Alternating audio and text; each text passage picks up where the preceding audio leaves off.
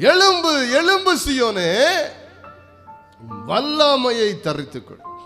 கர்த்தர் சொல்றார், வல்லமையை தரிச்சுக்க, வல்லமையை தரித்துக்க. அப்படின்னா என்ன அர்த்தம்? வல்லமையை போட்டுக்கன்னு சொல்றாரு. வல்லமையை நாடு, வல்லமையை போட்டுக்க.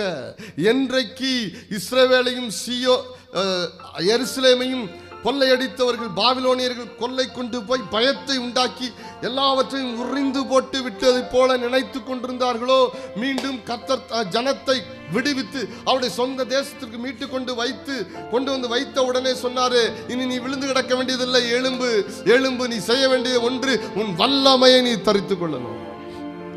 ஆமென். ட்ரெஸ் அப் பண்ணு.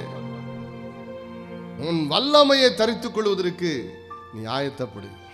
பிரியமான சகோதரனே, சகோதரியே, உங்களை கர்த்தர் இந்த பூமியில வல்லமையற்றவர்களா வைக்க கூடாதுன்ட்டு உங்களுக்கு வல்லமை என்கிற ஒரு ஆடையை தரித்துக் கொள்ள விரும்புகிறார். கரங்களை உயர்த்தி அலையிலையா சொல்லுங்க. ஆமென்.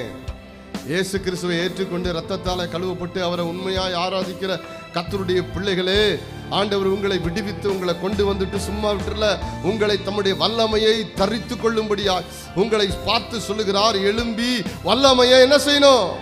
போட்டுக்க, வல்லமையை எடுத்துக்க. வல்லமை இருக்கிறது, நீ தான் எடுத்துக்கணும். ஆமென் சொல்லுங்க. எத்தனை பேருக்கு புரியுது? ஆமென்.